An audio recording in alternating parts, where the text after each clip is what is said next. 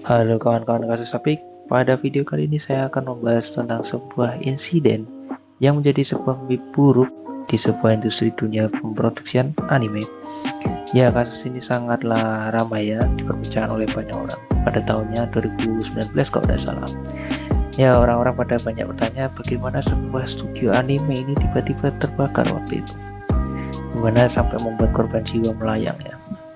So, tanpa banyak basa-basi lagi guys, bersama saya Rizal Alfarisi, and let's go to the case guys.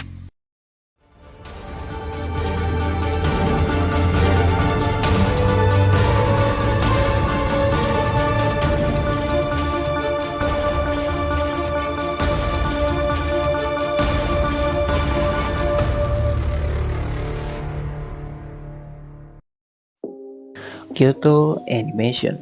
Ya, ini nama yang tidaklah asing buat telinga kita para pencinta dunia anime ya. Ini merupakan sebuah studio animasi yang didirikan di Uchi, bagian Kyoto, Jepang.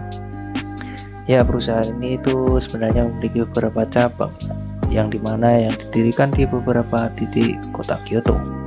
Nah, studio ini itu terdiri dari beberapa studio ya, salah satunya studio 1 yang bermarkas di Fushimi, dan studio 2 yang merupakan markas seperti penjualan seperti franchise atau aksesoris anime lah ya, tentang figur-figur atau tentang khususnya ya tentang anime pembuatan Kyoto Animation waktu itu. Dan kemudian cabang lainnya pun merupakan sebagai definisi pengembangannya ya, yang dimana letaknya tidaklah jauh dari studio 1. Ya, di studio 1 ini merupakan cabang utama ya, yang biasanya dipakai untuk kepala staf atau yang dimana gedung ini tuh sebenarnya terbilang masih baru ya. Ya, ini sekitar dibangun tahun 2015.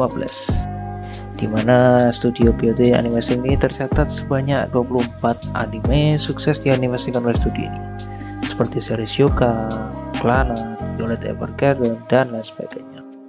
Ya, ini merupakan karya dari studio ini ya, yang dimana ini merupakan hal yang sampai saat ini masih ada yang saling bersaing antar studio dan juga permainan beberapa seniman manga pastinya. Hingga tak jarang juga berujung plagiatisme yang malah membuat semakin ketatnya persaingan dalam industri anime.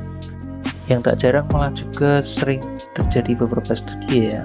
Ya, ini sebuah ancaman yang menurutku ini sangatlah gila ya, bahkan hingga sampai ancaman pembunuhan ya, karena ancaman-ancaman itu terjadi pada studio lain ya tak jarang juga padanya datang juga kepada studio Kyoto ya, yang pada akhirnya mengancam menjadi sebuah ancaman yang sangat mengerikan, menjadi mimpi buruk juga untuk mereka ya, dimana ancaman ini terjadi tepatnya beberapa minggu ya sebelum terjadinya insiden Kyoto tersebut. Ancaman ini ya termasuk ancaman kematian ya ataupun pembunuhan sebagainya, dan ancaman ini pun akhirnya menjadi sebuah bukti dan laporan pihak studio yang dipimpin oleh presidennya langsung dari perusahaannya, yaitu bernama Hideaki Hata, kepada pihak studio kepolisian ya itu dan juga para pengacaranya. Dan ya sebuah insiden pun terjadi ya, tepatnya pada tanggal 18 Juli 2019 pada pukul 10.30 waktu kejadiannya. Terjadilah sebuah kebakaran gedung, yakni sebuah gedung studio Kyoto Animation. Pada saat kebakaran tersebut sejumlah 73 orang berada pada gedung ya, yang dimana banyak kru dan karyawan terjebak dalam sebuah terjebak tersebut. Dan pada akhirnya pun dipanggilkan sebuah pemadam kebakaran ya, yang hanya didatangkan oleh operasi penyelamatan pun dimulai setelah membutuhkan waktu kurang lebih 4 jam. Kebakaran tersebut pun bisa dipadamkan ya, ini pada pukul 15.19 waktu sore hari. Dan setelah beberapa penyelamat terakhir ya, konfirmasi ditemukan 19 jenazah ditemukan di lantai 3. Gila pak, lantai 3 isinya jenazah semua, 19 jenazah betul di balkon ini. Dan pada akhirnya kemudian pada pukul 22.00 10 malam ya lebih tepatnya, Badan Penanganan Kebakaran dan Bencana melaporkan bahwa seluruh gedung studio hangus terbakar. Total sebanyak 34 orang tewas, 35 orang cedera dan 10 diantara terkena luka bakar yang sangat parah.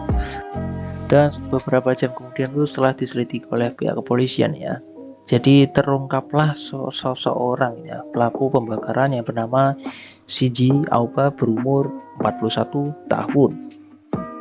Ya, yang sebenarnya pelaku ini tuh sebenarnya sudah tertangkap jelas ya oleh kamera CCTV di beberapa gedung sekitar ya.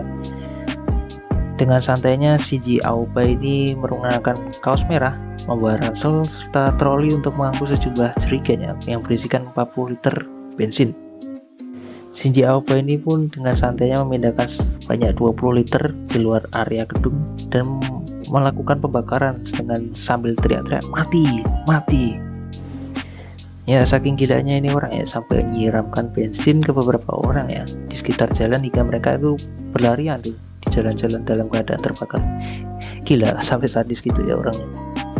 Dah tuh kocaknya ya, dia ini sendiri malah kena luka bakarnya karena ulahnya sendiri gitu loh.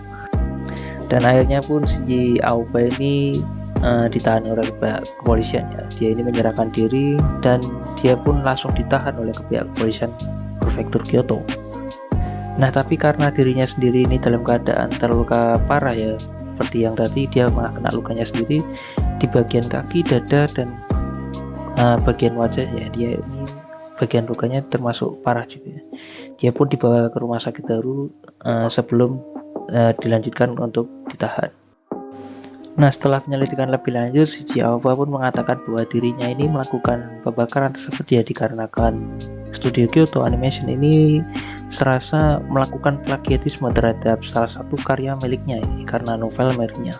Ini pun mengundang reaksi dari beberapa orang, termasuk toko-toko industri yang lainnya ya, tapi yang pastinya mereka ini ya turut berduka cita atas meninggalnya beberapa korban pastinya.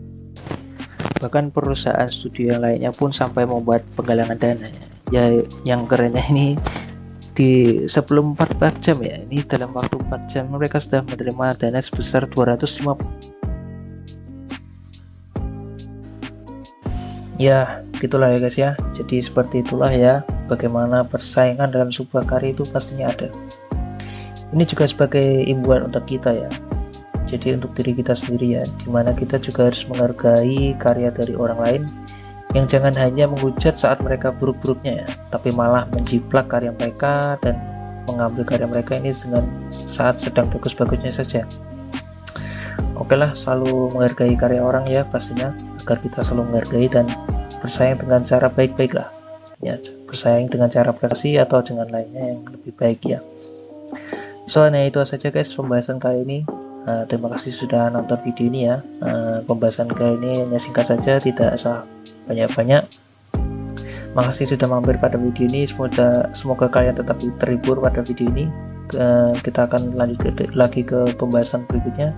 Jadi jika ada pembahasan seru-seru lainnya, kalian bisa komen saja di bawah, atau membahas tentang Jepangan lainnya, atau mungkin seperti itu kita juga bisa. Terima kasih sudah mampir. Saya Rizal Alfarisi and see you in the next video guys. Bye.